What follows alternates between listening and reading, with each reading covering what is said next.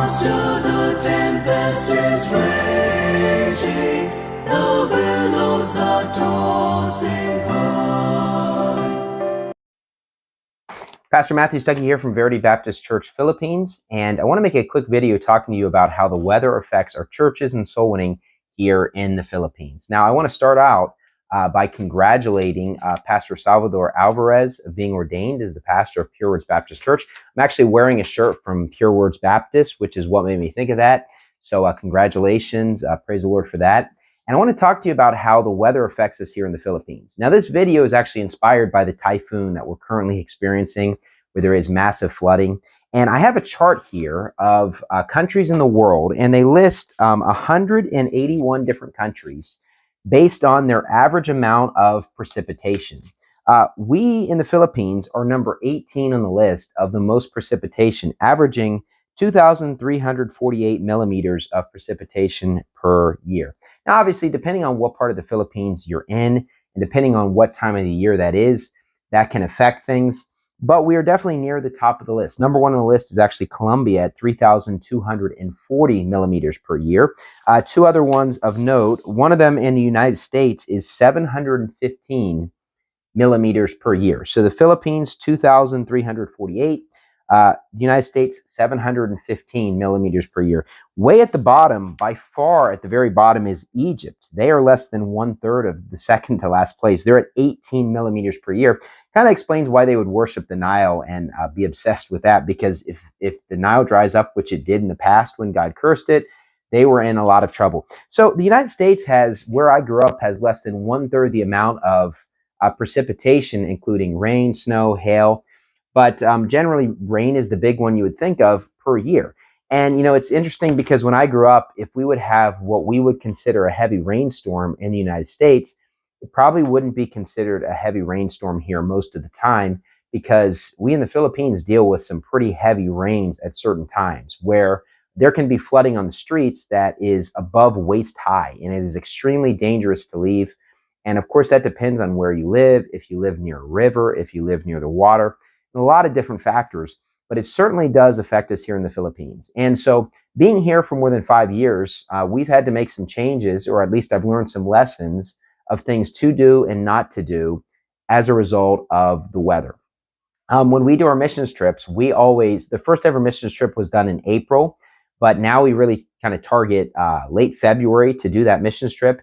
And we really only have a small window to do a missions trip here in Metro Manila, because ticket prices are normally very expensive until you get through January, and then they end up dropping, and that's a good time. And we do it in February, and the weather is not too hot, and it's not yet rainy season. But then once you get to April can be very hot, so it can be very difficult to preach the gospel for long periods of time. And then May is kind of the start of rainy season, at least the way I see it. I look at May and October as being the beginning and end of rainy season. Of course, it's possible to rain before May, and it's possible to rain after October, but those are generally kind of the start and the end of it, if you look on a chart, at least for Metro Manila. Then when you hit those 4 middle months of June, July, August, September, you can have very heavy rains in this part of the country. Now, other parts of the country are different. Other parts do not have a graph that goes like this for the rainfall. Some of them are more constant. We did a missions trip recently in Cebu, because in Cebu, the amount of rainfall is more constant through the year rather than really hitting heavy at one time of year. And so we have this 6 months of the rainy season and then 6 months of the non-rainy season. So there are not 4 seasons here. We're really looking at 2 seasons, rainy, non-rainy seasons that we have. And so what we've learned is from missions trips, we really have to target that beginning time of year, because that is really the prime time to have a soul-winning missions trip in Manila, is toward February and March is sort of that ideal time that you can actually bring it to place. We generally aim for February because we want it done to give us rest before Easter, because we have a big soul-winning push during the Easter season. Another thing that I've learned, because we do a lot of big soul winning events on holidays, and we have a lot of holidays during the year. And I remember just, within the first 12 months of ministry, we had a big soul winning event planned, and it was in August. And August is right in the dead center of rainy season. And so, and you have the typhoon season. You have a lot of typhoons that come in. So we had a big soul winning event planned in Bulacan, and then we had a massive typhoon, massive rainstorm, and we had to cancel the event. And what I realized is during this time of year, when we're doing soul winning events, for the most part, we're not going to plan on going to places that are a long distance away. We're going to try to do soul winning events that are a little bit closer. Now, I say that, but we actually just did an event for our church in Pampanga that was pretty far away in Tarlac because we were trying to go to a really receptive area, and it was in August, and it was certainly raining, but it was still very successful. God definitely blessed us.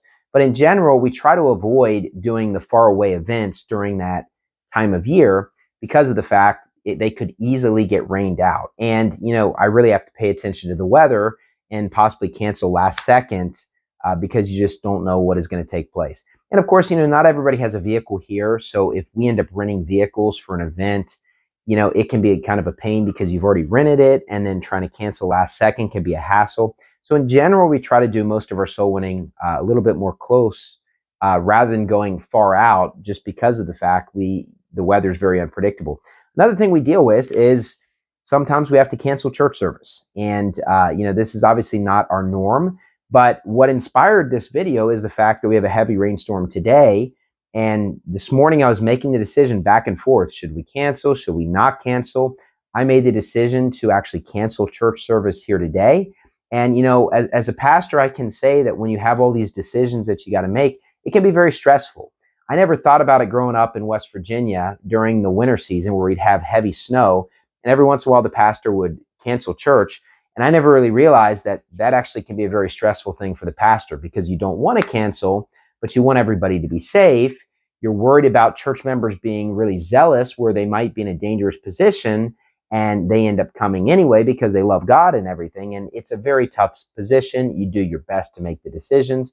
And it's just something that we deal with here in the Philippines because when it rains, it pours. And depending on where you are in the world in this video, if you're in the United States, if you think of the heaviest rainstorm that you've ever experienced in the US, we have that several times every single year. And it can be a very dangerous thing. And of course, you try to stay off the streets. You only go out if necessary. It reminds me back several years ago when we were still living in Metro Manila, where we had a big rainstorm and the Marikina River flooded. And my son, hit the ground really bad. I had to run to get first aid equipment, and the closest first aid place was quite a bit away. And so the water was up to my knee, and I was running through the water to get there to the Mercury Drug, and my umbrella was half broken, so the wind just completely messed it up. So I had basically no umbrella, and I'm just running through the rain. Very few people out because you're trying to avoid the streets, and they looked at me like I was insane, but I had to get medical equipment for my son. And so, it's just a time you want to try to avoid, being outside because it can be very dangerous. Now, I say that, but realize no matter where you live, you're going to have obstacles. When I grew up in West Virginia, during the winter season in the mountain state, it can be very dangerous. People sometimes live in areas with tornadoes or hurricanes, and I'm sure churches have to cancel and they deal with a lot of different things. Some parts of the world where it's extremely hot, maybe you have to cancel soul winning because it's just too dangerous. Obviously there's obstacles no matter where you are, so I'm not complaining, but it is something that we deal with during the rainy season here, where when it rains in the Philippines, it pours and it can be very dangerous. As a result, we do have to make some adjustments with our soul winning. Anyways, thank you and God bless.